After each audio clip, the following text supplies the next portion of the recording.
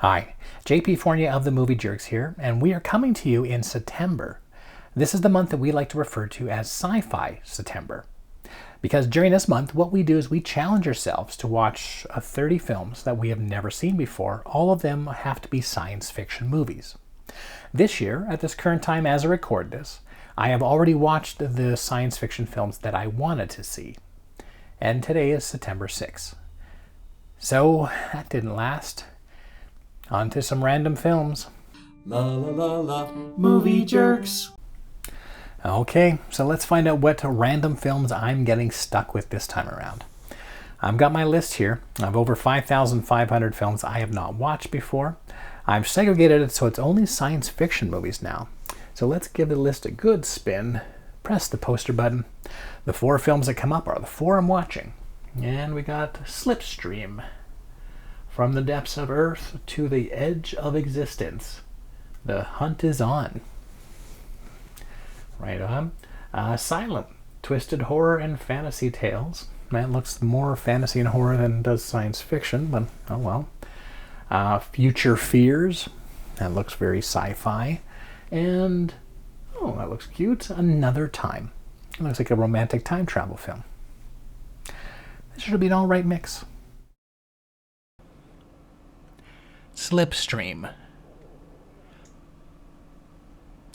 Well, let me start off by apologizing, but it may be that I have seen this film when I was a kid.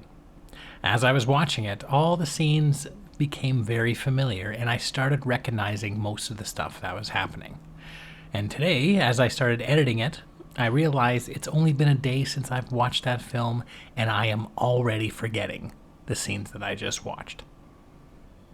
The story is about the future, where the Earth has been devastated by natural disasters and is now being overrun by a giant wind. Matt, a bounty hunter, kidnaps a murderer from the hands of 2 police officers in attempt to retrieve the bounty himself. Matt and the murderer become friends. The murderer, named Byron, turns out to be very Jesus-like. The film leans in on the Jesus story very heavily, showing Byron do Jesus-like things, like heal a blind person so they could see again. Matt, he fixed my boy's eyes. Look. I don't know how you did it, mister. Get crucified. And also drive a plane into a mountain, murdering a police officer. We're gonna make it!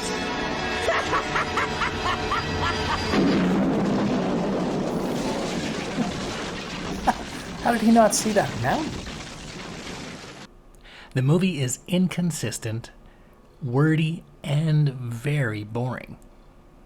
Slipstream's claim to fame is that Mark Hamill returned to acting after playing Luke Skywalker. And while Mark Hamill is not terrible, the film he's in is. Asylum. Twisted horror and fantasy tales. This anthology consists of 9 shorts and 1 wraparound, and just runs short of 2 hours. If you're an avid film viewer like myself, you may be disappointed to see that several of these shorts can also be seen in other anthologies. The selection begins with The Cleansing Hour. This one was adapted into a feature film that we mentioned in our recommended horror films of 2020 video. After this, the films vary in multiple genres, from weaponized slashers to heartbreaking zombie shorts, and it also has a morbidly cute stop-motion cartoon. If you're a fan of short films, this is a nice collection. The low point of this film would have to be the wraparound story, which consists of a failing artist trying bad stand-up comedy, terrible spoken word, with a nice musical interlude. Unfortunately, none of these scenes are remotely interesting. The one thing it is good at is breaking the momentum from one short to the next. As far as mixed anthologies go, this has a very nice blend of quality and gross short films. Future Fear. Okay, here's the synopsis. An able-bodied scientist has found a cure for the plague from outer space, which has eradicated almost all life on our planet. A mad general who wants to repopulate the planet with a new race sends a special female assassin to take him out. This assassin happens to be his ex-wife. And a bit of that happens to be correct, I think. However, this film is very, very confusing. After watching the film, I didn't really understand why the general was trying to stop the scientist. I didn't understand the relationship between him and his ex. The film just consists of action scenes and flashbacks. They don't really connect too well. Look, all I'm saying is it's not a good time to be bringing a kid into this world. Don't you do this to me, John. I will not be torn apart like this!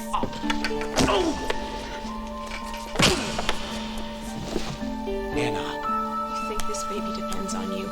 I'd kill for this child. The world's going to hell in a handcart and you react with a female hormonal imbalance.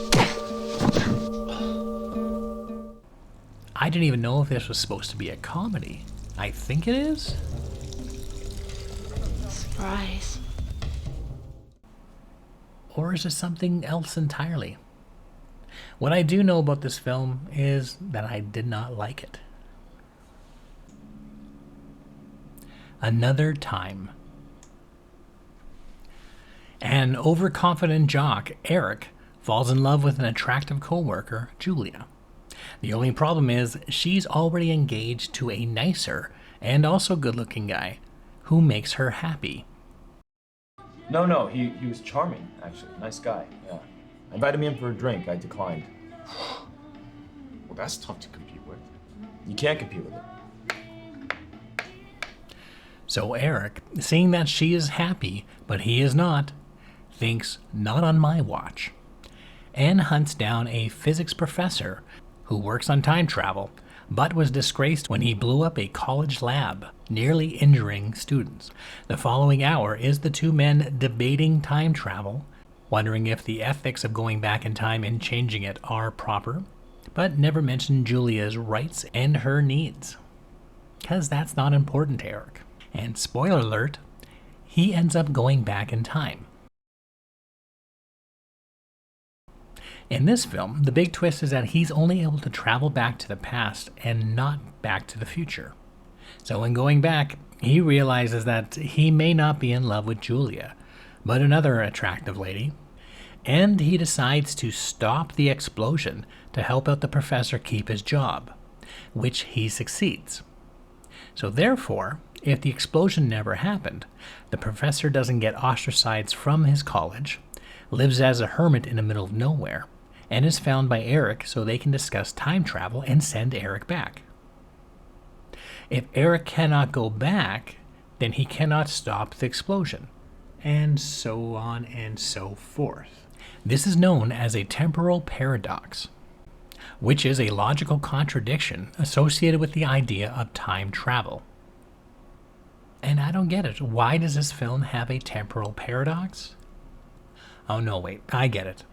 This is a stupid movie. Another Time is a poorly thought out and gross feeling film. This movie just made me miss Hallmark films.